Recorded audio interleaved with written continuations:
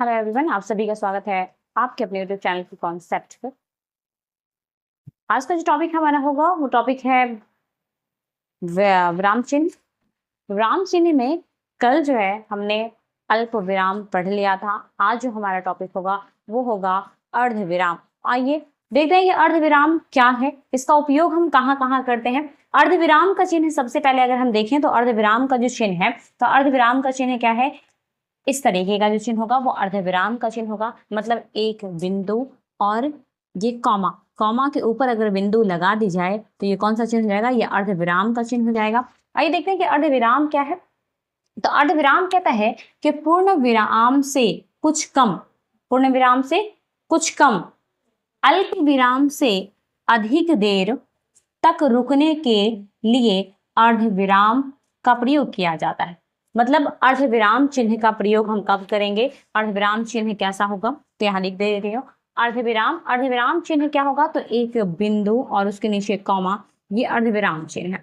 अर्धविराम चिन्ह का प्रयोग हम कहाँ करेंगे, तो कहा जा रहा है कि पूर्ण विराम से कुछ कम और अल्प विराम से कुछ अधिक समय तक रुकने के लिए जिस चिन्ह का प्रयोग करते हैं उसे ही हम अर्धविराम चिन्ह कहते हैं। मैं फिर से रिपीट कर रही हूँ कि पूर्ण विराम से कम, यानी पूर्ण विराम से कम और अल्प विराम से अधिक देर तक रुकने के लिए जिस चिन्ह का प्रयोग किया जाता है उसे ही हम क्या कहेंगे, तो उसे हम अल्प विराम चिन्ह कहते हैं। अब इसका उपयोग हम कहाँ करेंगे, तो साफ कह रहा है कि अर्थात एक वाक्य या वाक्यांश के साथ दूसरे वाक्य या वाक्यांश का संबंध बताना हो तो वहां अर्धविराम चिन्ह का प्रयोग किया जाता है। मतलब अर्धविराम चिन्ह का प्रयोग कहाँ करेंगे हम, तो एक वाक्य या वाक्यांश को दूसरे वाक्य या वाक्यांश के साथ जब हमें जोड़ना होता है, यानी संबंध बताना होता है, तब हम किसका प्रयोग करेंगे, तो अर्धविराम चिन्ह का प्रयोग करेंगे। उदाहरण के लिए कह रहा है कि वह एक धूर्त आदमी है, वह क्या है, धूर्त आदमी है। अब यहाँ पर अल्प विराम चिन्ह का प्रयोग हो गया और उसके बाद कहा जा रहा है कि ऐसा उसके मित्र भी मानते हैं।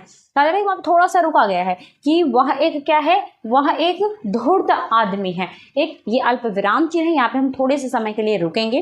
तो कहा जा रहा है कि वह एक धूर्त आदमी है, यहाँ पे थोड़ा सा रुकना है। उसके बाद क्या है, तो उसके बाद कहा जा रहा है कि ऐसा उसके मित्र भी मानते हैं। उसके बाद अगला उदाहरण है इसका, कल रविवार है। यहाँ पर भी रुके थोड़ा सा, यानी विराम पूर्ण विराम से कुछ कम और अल्प विराम से कुछ ज्यादा देर तक रुक रहे हैं यहाँ पे कि कल रविवार है, छुट्टी का दिन है। मतलब कल रविवार है, छुट्टी का दिन है। अगला है कि इसका नोट कुछ कह रहा है कि दो या दो से अधिक उपाधियों के बीच अर्धविराम का प्रयोग होता है। मतलब कोई भी उपाधि हो, दो उपाधि या दो से अधिक अगर उपाधि मिल रही है तो उसके बीच भी क्या होता है, उसके बीच भी क्या लगाया जाएगा, तो अर्धविराम चिन्ह लगाया जाएगा। जिस तरीके से उपाधि कुछ भी हो सकती है, या कोई क्लास का सर्टिफिकेट्स हो या कोई क्लास हो, इसके बीच भी हम क्या करते हैं, तो इसके बीच भी अर्धविराम चिन्ह का प्रयोग करते हैं। जैसे यहाँ दिया हुआ है MA, उसके बाद है BSc। अब ये दोनों हैं, क्या है ये, तो इसके बीच क्या लग रहा है कि अल्प विराम लग रहा है। मान लीजिए कि किसी एक व्यक्ति ने ही 2 कोर्स किया, तो ये माना जाए कि एक व्यक्ति ने यहाँ पे MSc भी किया और उसने फिर थोड़ा रुका, यहाँ पे क्या है, तो ये अर्धविराम चिन्ह है। उसके बाद स्पष्ट दे रहा है B.Ed। तो ऐसे चिन्हों के साथ भी जब एक व्यक्ति के लिए दो उपाधियों को बताया जा रहा हो, यानी एक व्यक्ति के किसी 2 उपाधियों को बताया जा रहा हो, तो अभी तक हमने क्या पढ़ा, तो अल्प विराम, अर्धविराम पढ़ चुके हैं। अब जो हम पढ़ने जा रहे हैं वो क्या है, तो पूर्ण विराम है। आइए देखते हैं ये पूर्ण विराम भी क्या होता है। इसका इस्तेमाल हम सबसे ज्यादा करते हैं।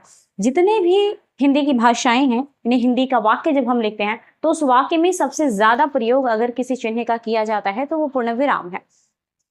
पूर्ण विराम का उपयोग कहाँ होता है, तो कहा जा रहा है कि जहां एक बात पूरी हो जाए या वाक्य समाप्त हो जाए वहां पूर्ण विराम चिन्ह का प्रयोग किया जाता है।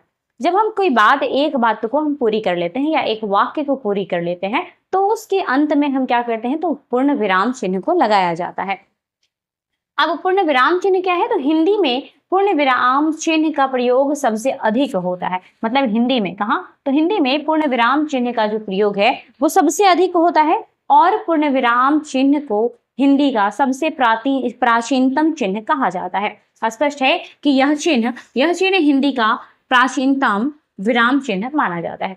मतलब सबसे प्राचीनतम चिन्ह की बात करें या सबसे प्राचीनतम विराम चिन्ह कौन होगा, तो पूर्ण विराम चिन्ह को ही सबसे प्राचीनतम विराम चिन्ह कहा जाता है और पूर्ण विराम चिन्ह का जो इस्तेमाल है हिंदी की भाषा में सबसे ज्यादा होती है। कुछ उदाहरण भी देख लिया जाए। यहाँ कह रहा है कि पूर्ण विराम का अर्थ है पूरी तरह रुकना या ठहरना। यानी पूर्ण विराम, ये वाक्य से एक शब्द से ही पता चल रहा है कि पूर्ण विराम क्या है। पूर्ण विराम यानी पूरी तरह रुकना या पूरी तरह ठहरना, इसी को हम क्या कहते हैं? पूर्ण विराम करना। तो जब हम किसी वाक्य का पूर्ण विराम करते हैं यानी पूरी तरह किसी वाक्य के अंत में ठहर जाते हैं, तब हम इसको क्या कहेंगे? इसको पूर्ण विराम कहते हैं। और यह बताने के लिए कि अब इस वाक्य के पास बिल्कुल ठहराव है, ये वाक्य इससे आगे नहीं है, तब हम वहां पर एक चिन्ह का प्रयोग कर देते हैं, जिस चिन्ह को हम पूर्ण विराम का चिन्ह कहते हैं। कभी कभी किसी व्यक्ति या वस्तु का वर्णन करते समय वाक्यांशों के अंत में पूर्ण विराम चिन्ह का प्रयोग किया जाता है। कारण है कि कभी कभी किसी वस्तु या किसी व्यक्ति के बारे में जब हम बताते हैं या उनका जब वर्णन किया जाता है, तो जिस वाक्य के अनुसार उसका वर्णन किया जाता है उस वाक्य के अंत में भी हम पूर्ण विराम चिन्ह लगाते हैं। जिस तरीके से गोरा रंग, अब यहाँ पर क्या है? गोरा रंग, यहाँ पर क्या हो जाएगा? सीधे विराम चिन्ह लग रहा है, इसके आगे कोई वाक्य नहीं है। अच्छा आदमी, यहाँ पर भी क्या है? यहाँ पर भी अच्छा आदमी, यहाँ पर भी इसके बाद कोई वाक्य, ये बहुत लंबा वाक्य नहीं, यहीं पर विराम कर रहा है, यहीं पर ठहर रहा है, इसलिए इसको यहीं पर क्या करेंगे? विराम चिन्ह लगा करके इसको ठहरा दिया जाता है। उसके बाद ऐसे कई सारे वाक्य आ जाते हैं। ईमानदार व्यक्ति, तो ऐसे कई सारे वाक्य हैं। इन सभी के अंत में यानी जिस वाक्य के अंत में ऐसा चिन्ह लगा होगा उसे हम क्या कहेंगे? विराम चिन्ह कहेंगे। और विराम चिन्ह का जो इस्तेमाल है सबसे ज्यादा किसमें होता है? तो हिंदी भाषा में की जाती है। दोस्तों आज के लिए केवल इतना ही, फिर मिलते हैं कल के नए क्लास के साथ। ये टॉपिक अभी हमारी 2-3 दिन चलेगी।